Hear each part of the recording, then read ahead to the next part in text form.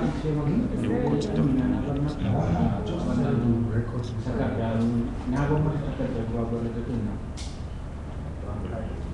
a photocopy yawa a photocopy especially the takardar ciki which show the icons and all the stuff. This first attendance list. How long has this been going? Well, this is the second edition. Oh, that was it, the first one. The first one was the PIP. But this we decided to focus on power infrastructure, consuming the fact that there's a new need for gas to electricity that everybody was shouting about. Okay, so we start. Sure. Okay. Good morning, everybody. My name is Jonathan Alegi, Project Manager, Sustainable Nigeria for HBS. Welcome to our second edition of Power Talks.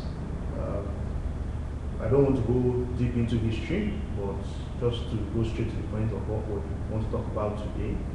We want to talk about power infrastructure, the whole rave about gas to electricity in Nigeria.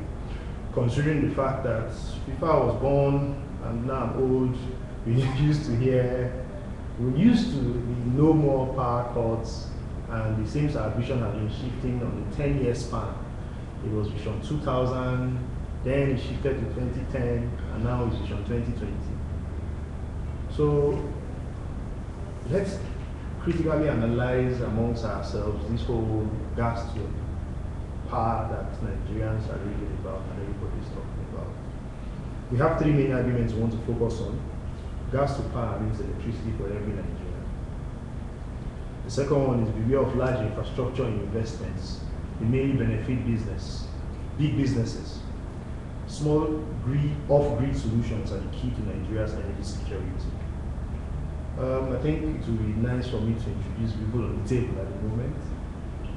To my immediate right, we have Engineer Emmanuel Ezekwere, is General Manager of Engineering Standards and Safety with NEC. I'm correct, sir? And next to him, we have Hannah Kabi.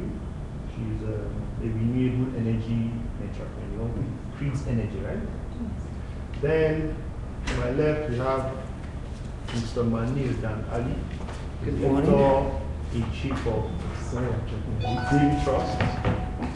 And just joining us is Ike Nadona from Center for Social Justice. So, sir, I'm going to start with you. The whole gas to electricity. It means electricity for more Nigerians. And by 2020, the vision is Nigeria will have more electricity, maybe 40,000 megawatts. Where do you see Nigeria in 2020 in terms of electricity? Thank you very much, Jonathan and colleagues. It's a pleasure meeting you this morning. By 2020, Nigeria is planning to have about 40 gigawatts. Okay, that's the issue. Well, not megawatts, gigawatts. Yeah, that's 40,000 megawatts. Okay, megawatts. Okay, megawatts. 740 gigawatts. Okay. That's the issue. It's in line with our wanting to join the trading top economies. Okay. And of course, by rebasing, I think we are almost there. So, actually, it's like looking into the crystal ball. Yes, right. I think that we more or less transfer the responsibility to the private sector. Okay. Make sure that these megawatts are working. Okay. I, from NEC, for instance, I know that with the license in the past, companies that showed interest that they want to come and bring in generators. Okay. But unfortunately, most of them could not. Yes, that's because of this gas. That's the immediate point I needed to make before we get to the gas now. If you say you've been licensing, doesn't that mean all Nigerians should be aware of what the obligations of these people are giving licenses to? Yeah. Shouldn't we get access to the contracts, for example? No, that was what I was coming to. Okay. But we saw it wasn't working. So we came up with a new regulation. And that has to do with what we call bulk procurement. We no longer want unsolicited requests for license. Okay. It has to now come to tendering through a big process. The whole idea is that we want to make sure that if you are coming in, you are serious, and that you actually bid for it, and there's consideration for it, so that it actually is realized. So if I understand correctly, sir, the burden of investment has been shifted to the private sector rather than the government. Yes. Okay. And that's the whole idea of the privatization. So which has been successfully carried out as of 1st November last year. Okay. Well, anyway, all of this, they sound very, very nice. It sounds ideal. Maybe you're trying to deregulate and make Nigeria a more progressive country from the economic perspective. So you can now jump to you. Sorry. All of what he has painted sounds very, very good. Yeah. So doesn't all of this investment just favor big businesses? Where is the place for the average Nigerian here? Well, the focus is actually the big business. Okay. And the reason why it's largely because of the infrastructural gap, the fund that's needed there, which you've already identified the government to be inadequate, or they have actually confessed to be inadequate to provide them. So basically, if they'll be needing any augmentation, it has to be a stronger power, which has to be a large accountable private sector. So basically, that's where the target is coming from. We're having a perception that we're looking at something big, big machine kind of thing, big capital, and the focus is kind of like narrowed to just the big business sector. So basically, on reality, what we have on ground is a large private sector. Okay, so I agree with you. So there's no room for the small private sector. Okay. So is that good or is that bad? I think the sky is big enough for everyone to fly. Okay. And basically, since we have so many alternative energy sources, we shouldn't just limit ourselves to those that are basically too capital intensive. Because by the time you start to consider the energy problem in Nigeria, basically power problem in Nigeria, you realize that it cannot be solved by just focusing on the big bomb. You have to go to other smaller units. The accessibility of distance to the national grid. There are so many people that don't have access to it. And when you're bringing in the private sector, his sole aim is to make profits. Whether you like it or not, nobody comes to lose. So he wants to make profit. So he's not going to take it down to that urban and that rural village in one distant community. Okay. There's no game there. All right, So let me stop briefly and go back to you, sir. Okay. Go to Hannah. I like what he said. The Nigerians that don't have access to electricity. So all of this expansion of electricity generation or supply, does it mean expansion of the grid? One. And two, if it means expansion of the grid, what does it tell the about 40% of Nigerians that don't currently have access to the national grid? Actually, it will require expansion of the grid. Okay. But I don't think the emphasis really is from the regulatory point of view in business. Okay. We also have a regulation on what we call embedded generation. And the idea of embedded generation is to have decentralized generation at lower voltages. In the Nigerian system, we have the grid level, but at the lower level, we have the distribution or retail level. At the retail level, we allow for smaller generators to come using renewable energy, using smaller. When did this start? Is it something that has been there since? Yes. So how? The regulation came into effect since 2012. Okay, so how effective would you say that has been? Now, in terms of access to electricity? The new owners, especially the distribution companies, have just come on stream, and they're very enthusiastic about the embedded generation concept. Many of them have shown interest and are working actually going into it. In Lagos State, for instance, the Lagos government is backing embedded generation. Okay. On Marina, you see one of their 150 megawatt plant, but it uses gas. So, Hannah, let's jump to you. All of this sounds nice. They're giving us explanation of how there's regulation in place, how Nigeria will generate more electricity. But what do you really think? That is this the big project? Is it the way to go forward for Nigeria? Does that tell well for our energy efficiency and security? Well, I would start by correcting you. Okay. I think more than 60% of Nigerians that are without electricity. It's not even 40. Oh, yes. so it's that bad. And most of them are in rural communities Okay. where you don't have the grid access. So if we're thinking of Vision 2020s or meeting up with international agency requirements, I think we need to think of it in a more decentralized manner. Okay. Because we do have the resources, the renewable energy resources across Nigeria. And these are resources that we can tap into at local level to generate and transmit electricity. Well, it is often put forward that renewable energy is expensive. How true? It used to be. Okay. If you follow the trends over time for solar, for instance, over the past 2 years, the cost of solar has gone down by more than 50%. So it's one where you're looking at, if you were to put a solar. Does that have to do anything? Does it have anything to do with China?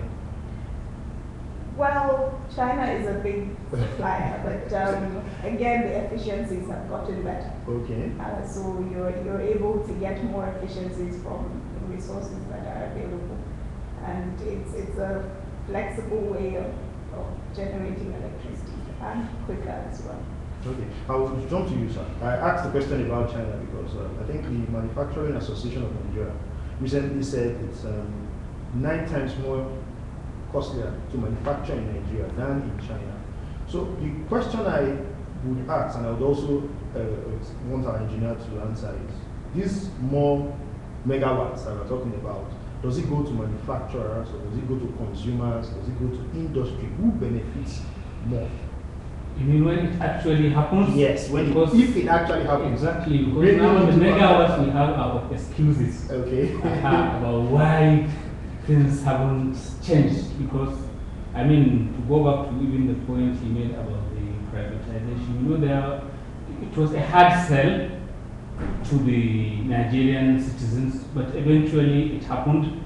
And then people were expecting something dramatic. I think the only dramatic thing was the dramatic drop of the what was generated, because things went so bad at the time. It was 1,700 or thereabout, because Ebbing and all the other places were not working well, and then they said, well, the rainy is too low, it's a long time from the rainy season, so the hydro plants were not also doing well.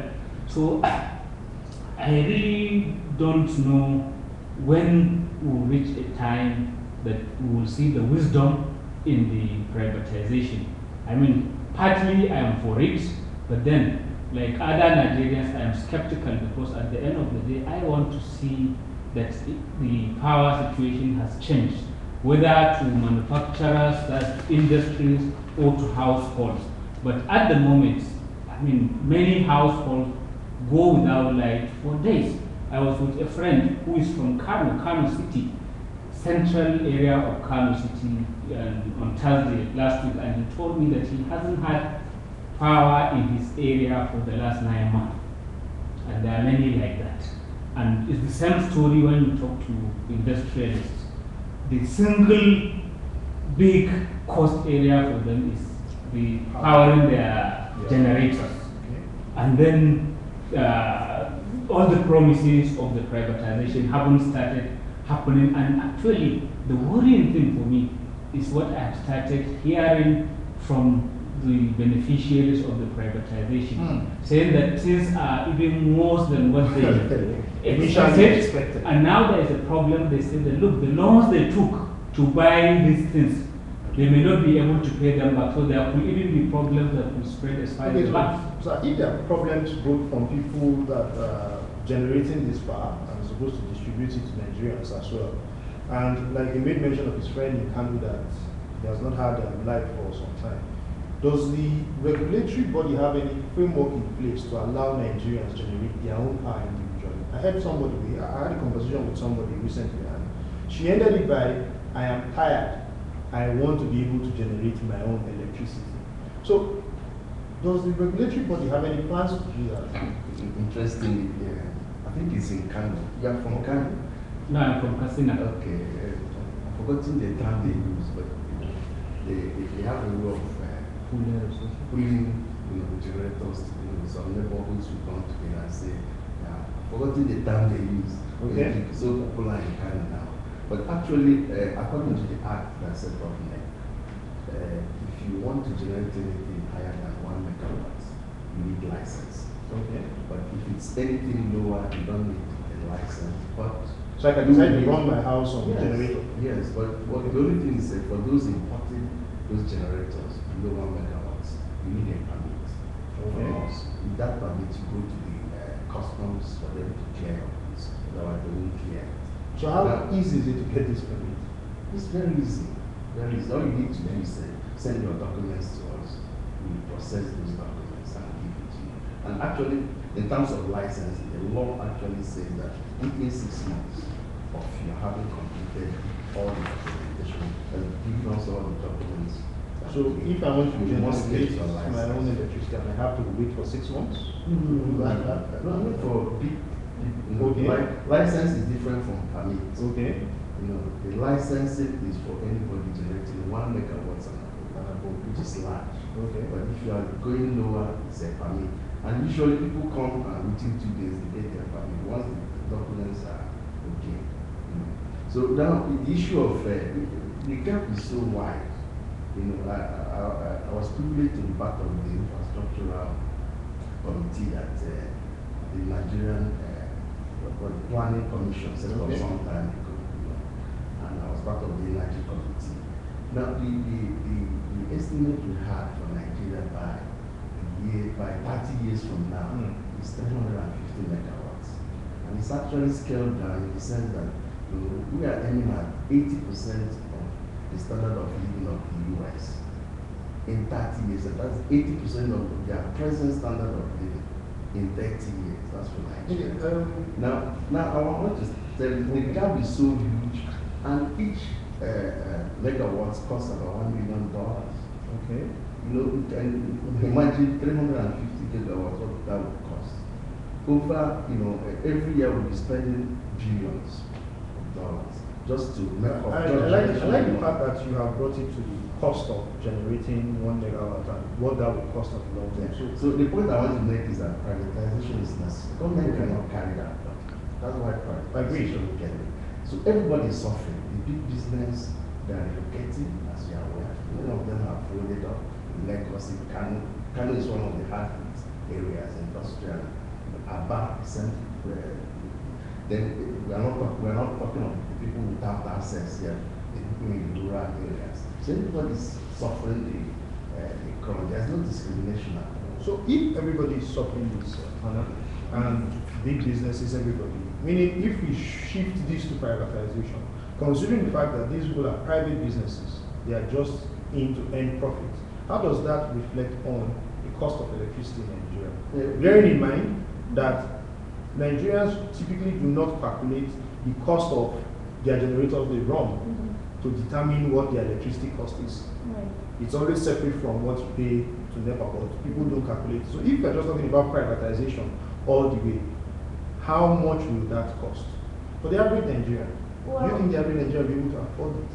The thing is, even as it is now, the poor actually pay more to get their energy needs, even though it's not from the grid, but from the different sources they use. We did a study and it was estimated to about 700 naira per week. So if you're looking at 70% of Nigerians spending that, in a year that's about $450 million. What's the percentage of Nigerians below poverty line again? Okay, I just needed to compare. But they do spend this amount in little installments, so they don't actually, see the enormity of it. Okay, so if I understand correctly, you're the only person on the table that is still skeptical about privatization. Yes, I want to see results. Okay. I am sold on the idea that government, especially the Nigerian government, has sort of failed NEPA has become, whether NEPA or PHCN, yeah, they've become big for nothing. I mean, big, consuming so much of our budget and delivering very little electricity to people. But you see, I am not the kind of person who just say hallelujah because of privatization, because I want to see it deliver results. We are not doing privatization for privatization's sake. We are doing it because there was no efficiency in the previous setup. So let us see the efficiency now and let it benefit people. And then we'll say, yeah, this measure is good. But in the short run, it doesn't appear to be that. And then even with the privatization, I don't know that maybe the engineer can even shed light on it. Is this idea of the hydro part of it. Recently, the Zungeru has started. There are hiccups with the Mambila Plateau, Mambila Dam, which is supposed to have the biggest, is supposed to deliver 3,600 megawatts. It's done, but then some power struggle about who gets what contract has stalled it. So I don't know, is it after completing those ones that government will also sell them off to some people, or what's the... No, the policy on hydros is they are giving out on concession. They still belong to government, and government has no plans. But because the hydros have multiple uses, agriculture, water resources, and all that. So the government has no plans to actually sell them. They will remain government property, but concession out for people, experts to run them. Okay. I understand in 2008, the government is estimated to have spent about $2 billion on improving gas supply. And now we've gone ahead to build the 10 ones, the NIPP ones, the ones in the southern part of the country and the coastal in Niger Delta. And we are still hoping that these stations, these power plants will be run on gas.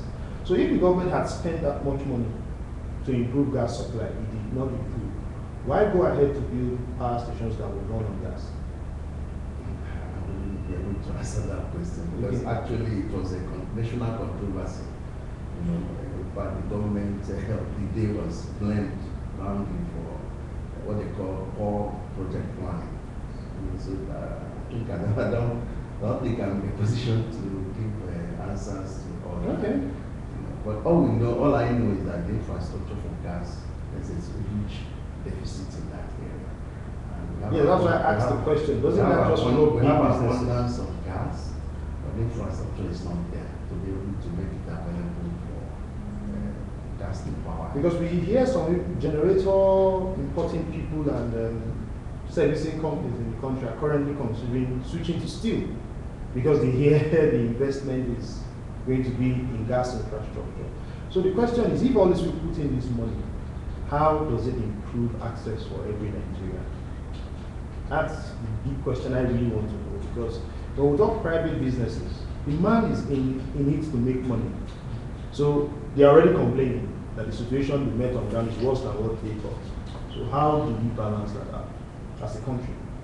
Because this is about our collective future. I'm thinking about 2020. I'm hoping that it doesn't shift. Come again. We are hoping it doesn't shift to 2030. Let me get your lead. But there was an issue you raised. Okay. That's that there's a deep, presently Yes. in the privatization and so on. But all I know is that in every change process, there's always a dip.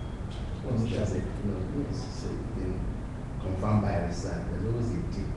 And with time, we now begin to grow up. But what we should be able to look out for is how do we manage that dip.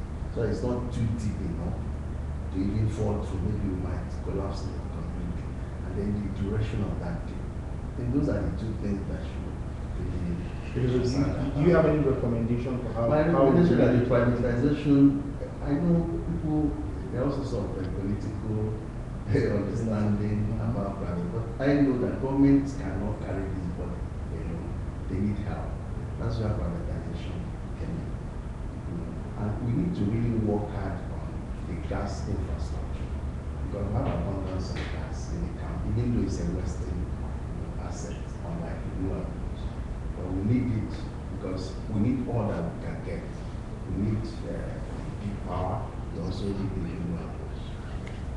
And if I would add, another thing has to do with the bidding process. Okay. You know, because it's not enough for someone to just come in and say, okay, look, I want to be involved in this. We have to look at expertise and what capacity do they have on ground.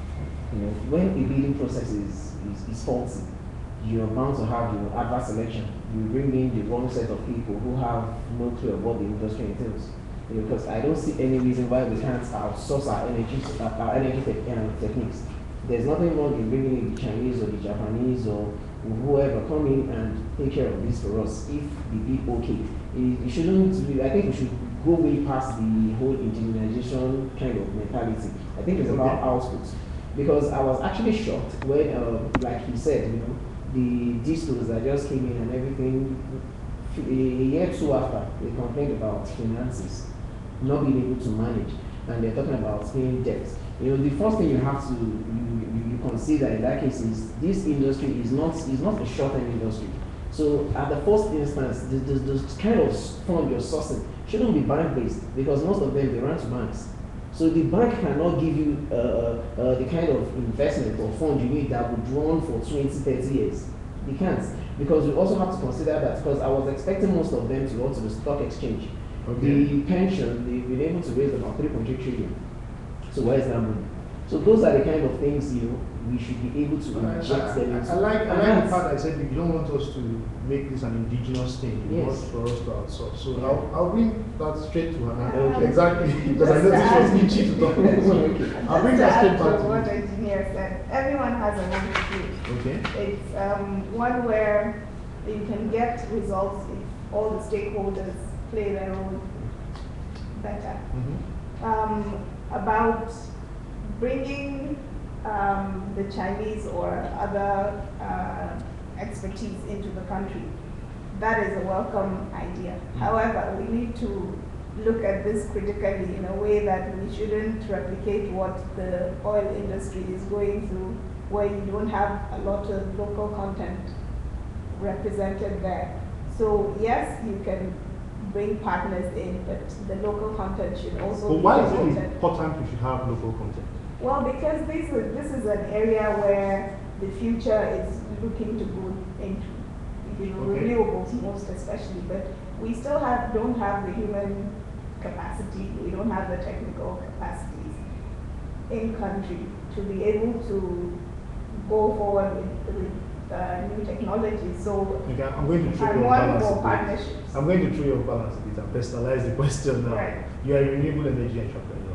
When you say we don't have the human capacity, what exactly are you talking about? Because I'm talking about skills. Okay. I'm talking about. Okay, so how do you do what you do?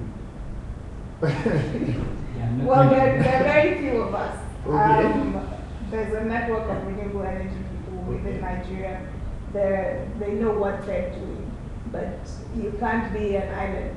You know, it needs to be something that you work with people, and we have lots of young Nigerians who are jobless. I think this is an area they should be looking towards. So is this more of an awareness thing for Nigerians, that Nigerians are not aware of the potentials with renewables, or? No, it's one about planning, not really about not knowing about the potentials.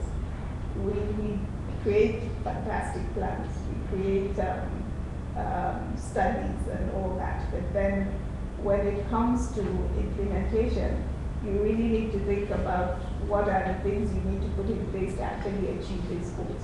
And there is nothing more that you need to build than your human capital.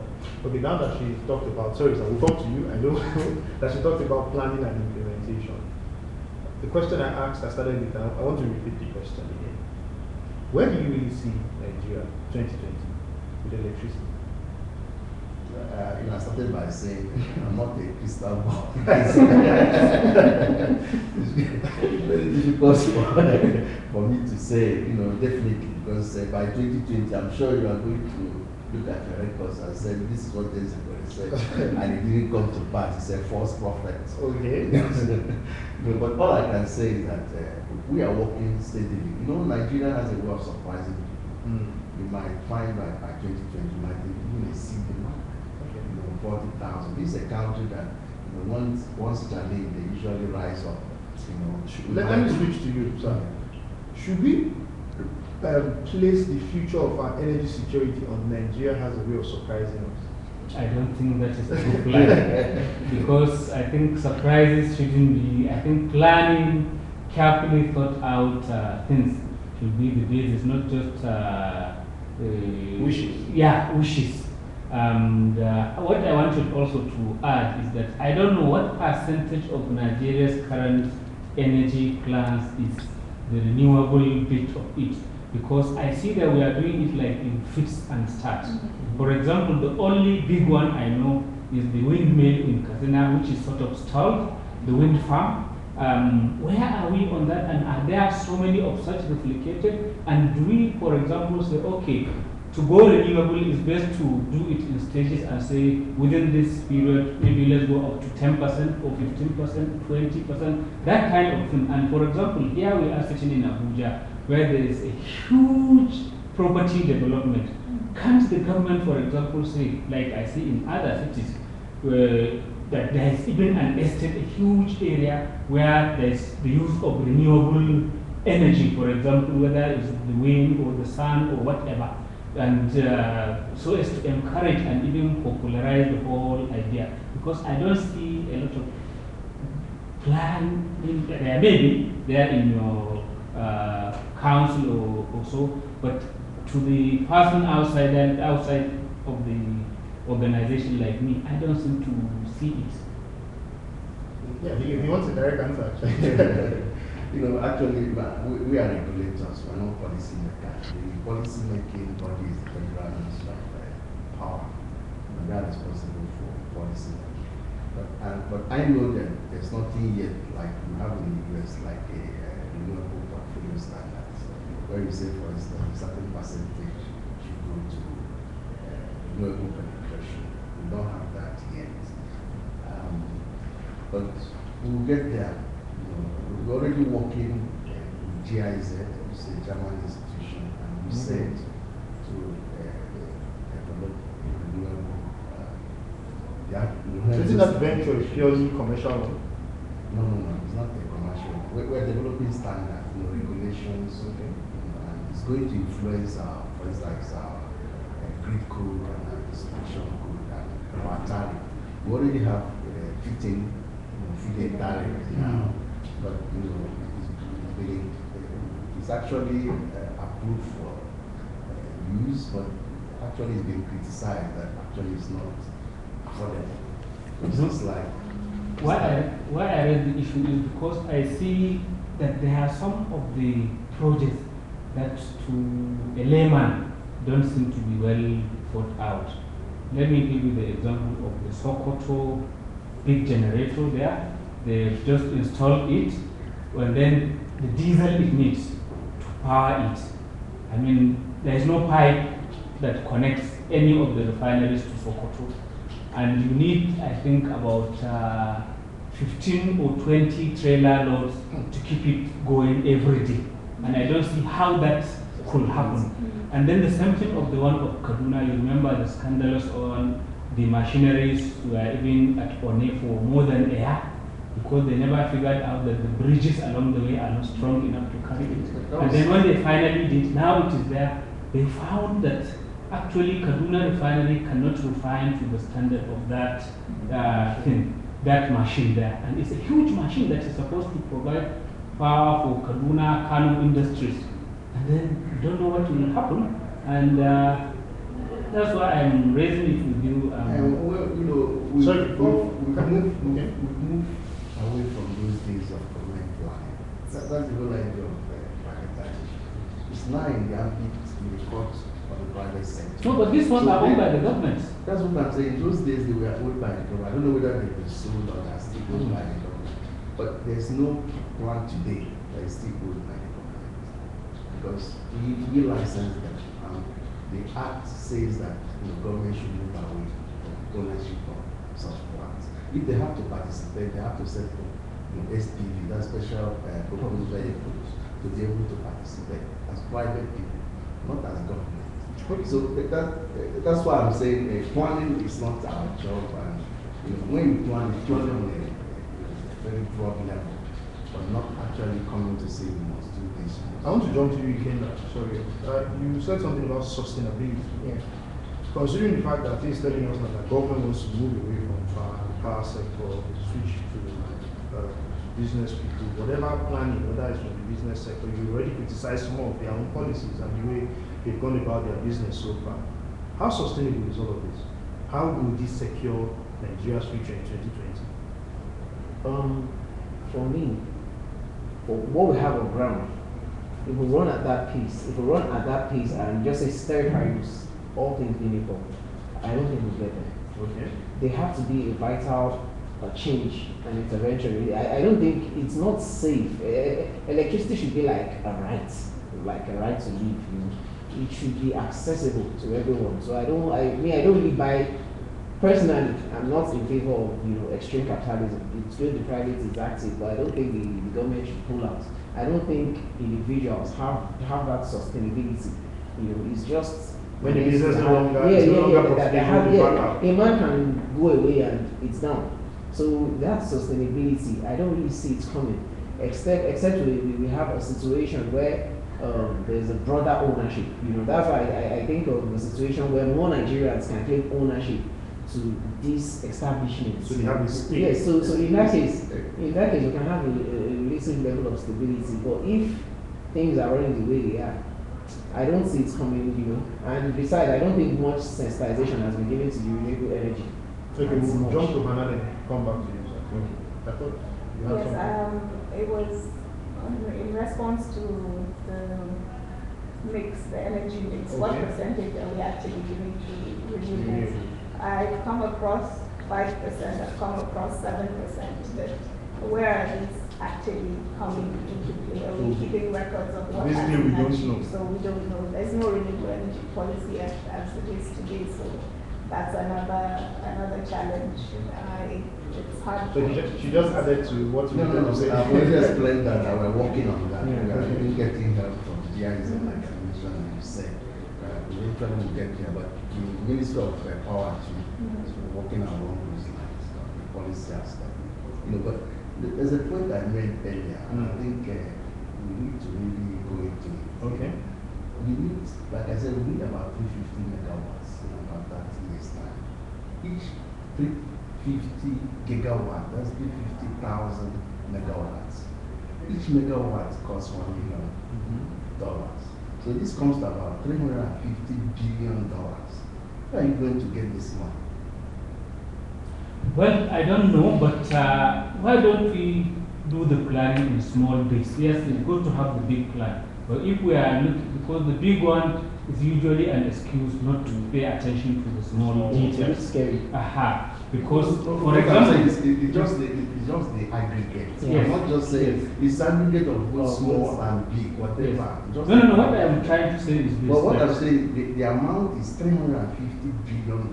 Yes. How are you going to source it? Who is going to Well, bring I it? told you, your Who is answer the is finance? self-explanatory. You said you've gotten the private sector, so some of it could be private sector driven, some of it may be government driven with some foreign laws and whatever, and then maybe if the private sector sees that what we have done so far is working and is profitable, we don't need to preach them to them, because their own logic is profit. So if there is money to be made, there will always be people who are eager to invest.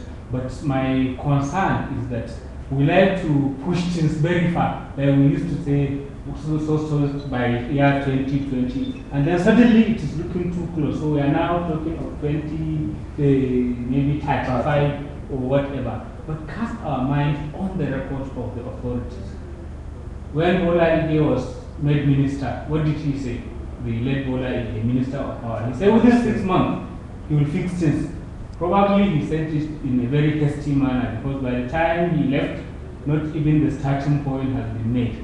And then we have had so many, maybe up to nearly half a dozen ministers after him, to the current professor who is there, Chinedu Nebo, if I recall Yes. correctly. And then they keep saying things, but then the records are not adding up, because they will say by this also years, previously they used to say by the year 2013 we'll have 10,000 megawatts. 2013 has come and gone, and we are at about 3,000, 3,005. And then now here we are talking of how many? 35,000. And because it's too far off, we are throwing the figures and the numbers. And then instead of, why don't we pay attention to the small details? How do we take from 2013, 15, 14, 15? In that way, in small bits and pieces, so that we can chew it well and achieve results. As a follow-up, looking at Nigeria and how we've done things in the past, the big projects tend to always be a failure, and they've always been very expensive, that in the end you never know how much was spent on a particular project. So, following up to what he said, if we look at, we are thinking about the 350,000 megawatts that we want, like in 30 years' time. It's a basic thing in life. Demand will always be greater than supply when it comes to certain things, like electricity, for example. Because if you give people more electricity, they'll decide to buy more TVs and decide to buy more fridges for their houses. And mind you, the population is not static. Exactly. It's growing. The population is not static. So if we are projecting for them, like you rightly asked, what of the now? If we don't fix the now, how do we get to the then?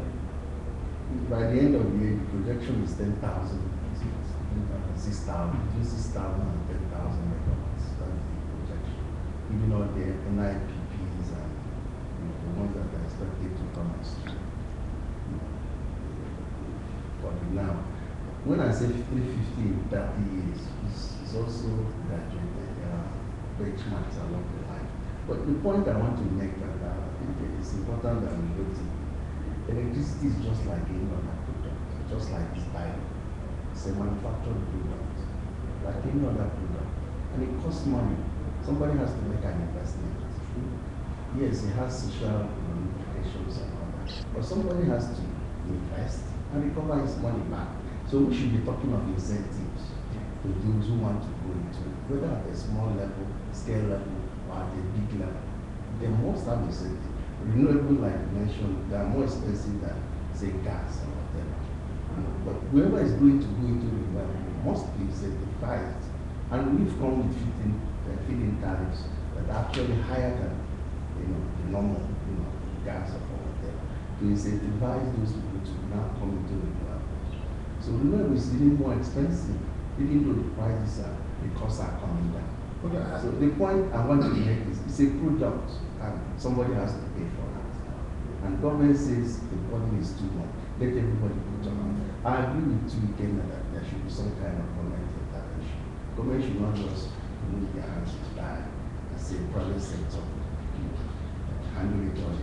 Somebody, they have to intervene, especially in rural areas. With the gas you just mentioned as being cheaper than renewable, what is the plan? Is it that Nigeria wants to pipe the gas, for example, from Bayelsa to Sokoto? Is that what the government is planning on doing?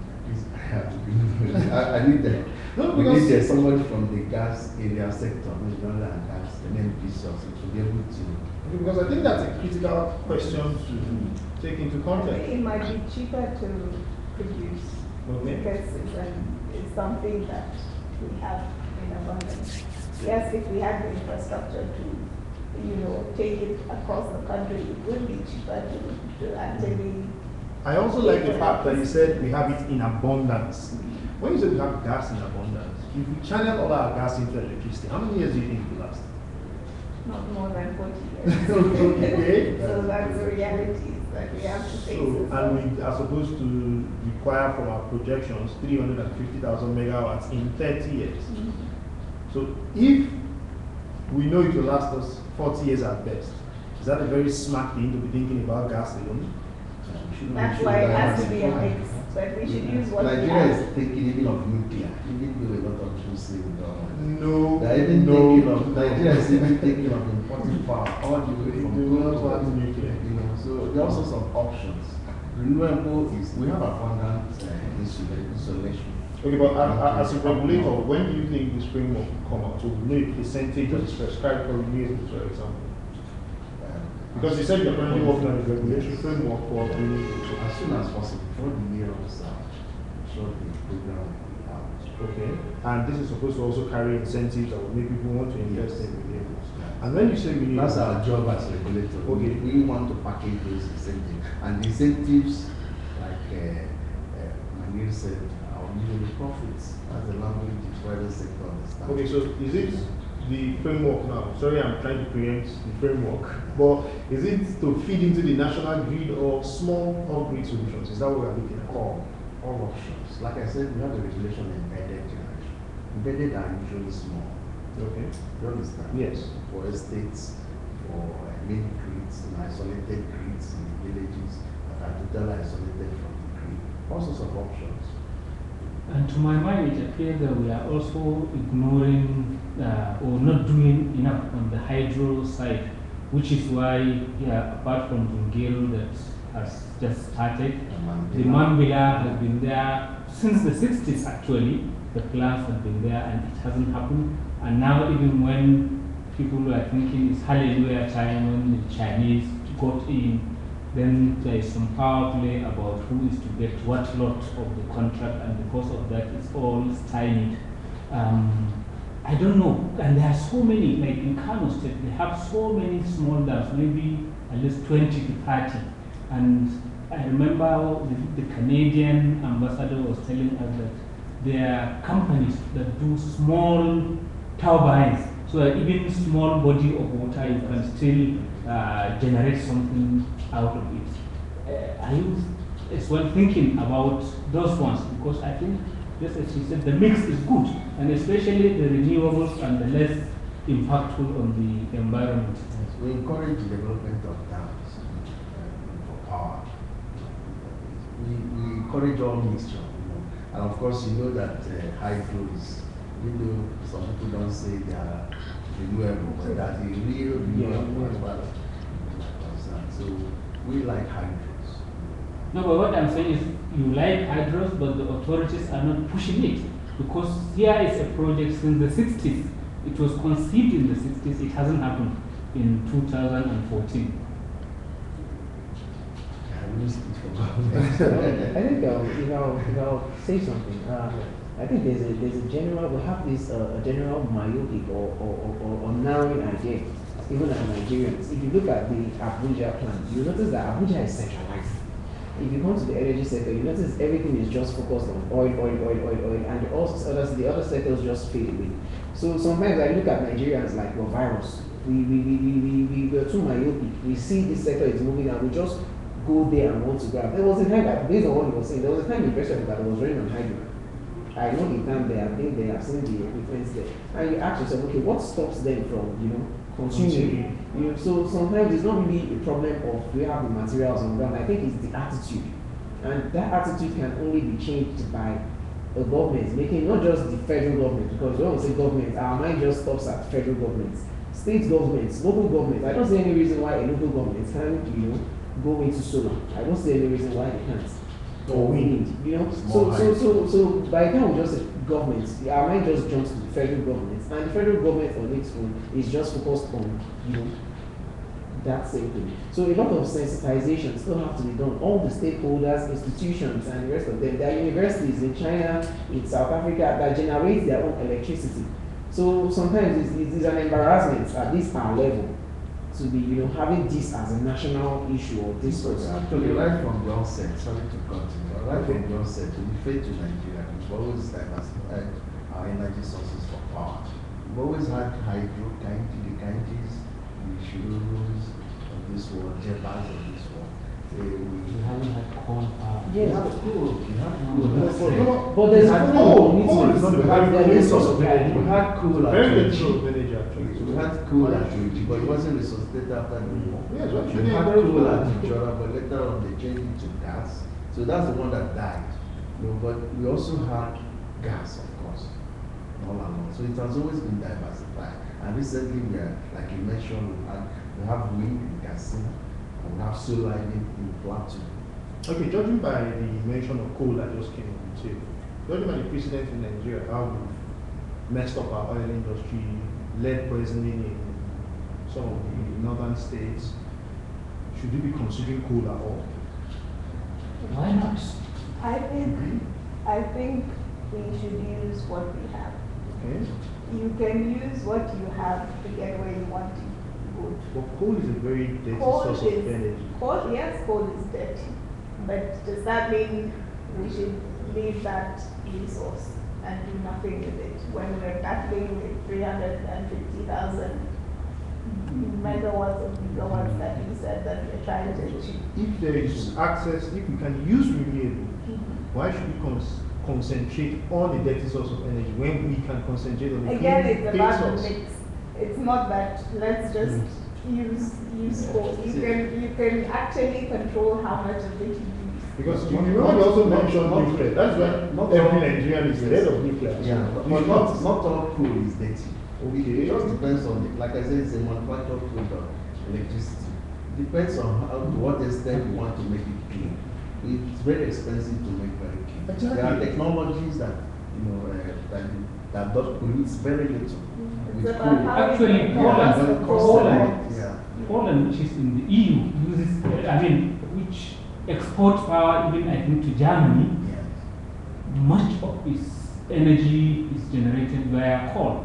US, And you can imagine US. the controls and South all the Africa. carbon rules about Yes. it, about Okay. coal. And I'm not, China- I'm not China like, is the most okay, let's polluting. go all coal. No. Yes. The point she makes is what I'm interested in. Yes, That that's my that point. means, so it's just maybe you can say 5% or whatever. And how percent. efficient Yeah, at the end so of the that- day, what we want is My point exactly is As regulators, we are sensitive to pollution. Okay. Just want to point. And we base our standards on supercritical coal Okay. technology. Okay. And that pollutes less and has reasonable level of efficiency. okay. My point is, rather than putting coal on the table, I would rather go with the renewables first, and coal would be not necessarily an option. Because if we judge by what is going on in the country and knowing how Nigerians will behave, the only thing we have to judge is precedent, what has happened before. I don't think it's a smart choice as Nigerians for us to say we want to be a top 20 economy by year 2020, that we are considering an energy source that people are struggling to move away from. Yes, but you're looking at it as we're using one or the other. No. But it's not a graduating thing. Now think about it this way. We don't already know, we don't know what percentage renewables would have. Compared to coal, we also do not know what percentage it would have. Nigerians will see coal, okay, it's our natural resources. There's a high possibility that coal might even have a higher percentage than renewables. When that happens, how do you think that sits well for And Nigerians? like I mentioned, the main thing is the technology you're using. If you want clean coal, you can get clean coal. Get clean Yeah, and just power to from support coal. you, as I said earlier, if Poland, a member of the EU, which is by the German border, and you know Germany is the most environmentally friendly warrior around probably, and is using a lot of its coal in the clean way you are suggesting. So why don't we consider it? Yes, that- I mean, we shouldn't rule it out, So in but that it doesn't mean that we should like say, okay, I'm happy abandon that everything everybody, and go for I'm coal. happy that everybody on the table sees it as an option.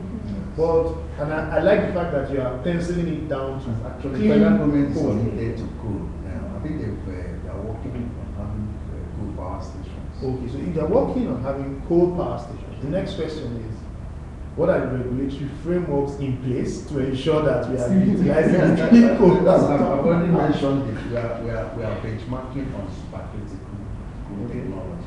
Now it means Supercritical it coal means technology. yeah, it means at a particular set temperature and pressure. Okay. The coal is least polluting, and it's able to achieve an efficiency of at least 34%. And I believe if you have to put it to vote in Nigeria, which one would be more comfortable with people? Is it coal or nuclear? I think by a large percentage, people would run away from nuclear. Or nuclear. Anyway, But again, Nigeria is already committed to nuclear because they've already started the process, training and all that. on nuclear energy. Well, as long as it's at a level of training, I'm okay with it, But but, you see, the thing about nuclear is it's actually internationally regulated. It's not really our own thing. no, but after what happened in Japan, Yes. you know, you tend to really think thrice, not twice, over the nuclear option.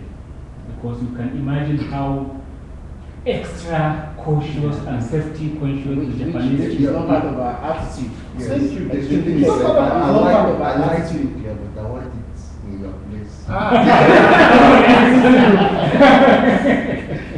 It's back here. Exactly. I think we've spent, Well, we've we spent have enough that of our expert time. of land, so we can put it somewhere in the desert. We spent enough of our time having a good conversation, so I think we'll take final thoughts from, let's start with Ikena. And my final question is, all of this electricity we talk about, who will benefit the most? Consumers, industry, manufacturers, who will benefit the most? It's like saying tax, who suffers the most. So definitely it boils down to the consumer. Everything boils down to the consumer. When there's steady power supply, the cost of production is relatively low. So you don't have to purchase items at inflated prices, which is good for you because you pay less. It's good for the manufacturer whose cost of running operation is actually low, which trickles down to the same consumer also. So for me, it boils down to the consumer, as an individual, the household benefits the most. Anna, what do you think? Who benefits the most? I think both the households and businesses, because there are small scale businesses that happen even within the household, and they're having to, go with large energy bills. But if you take care of the home front, I think it would take care of all the other things. Okay. So, who do you think? I think it's win-win for everyone because that's the point. If it he happens. made. If it happens, and I'm confident it will happen, as he said, maybe in the not too distant future. Exactly. Somehow we'll arrive there, and certainly the household, the quality of life for everybody will be better. The business people will make more profit because they won't have to be spending money on the generators and other sources that are expensive. So it's good for everyone, and then Nigeria can easily achieve whether it wants to be number one or number whatever in the industrial or industrialized countries scale. What would you say, sir? Our interests are usually the public interest. So I think everybody will benefit the economy as a whole. Okay, I thank you all, but there's something that none of you addressed, which is still the percentage of how many Nigerians don't have access to the national grid and don't have access to electricity. Whether regards to electricity revolution comes tomorrow, whether it takes us 30 years, or whether we shift it by another 10 years, which we hope it will not come to another vision 2030. We are all hopeful and waiting patiently. So I guess the only judge of this will be time. We'll have to wait and see. And like Mani had mentioned, it would be nice to have evidence by the end of 2014 to have seen some level of improvement to give us renewed hope that the future seems bright for Nigeria. But from a personal perspective, I'm still a bit skeptical. I'm waiting to see the end of the year and see what happens. So, thank you very, very much for creating time to be part of this. Hopefully for the next one, we'll let you know if it is something that you can directly participate in and will extend the event. So, thank you very, very much. Thank you. Thank you. Thank you.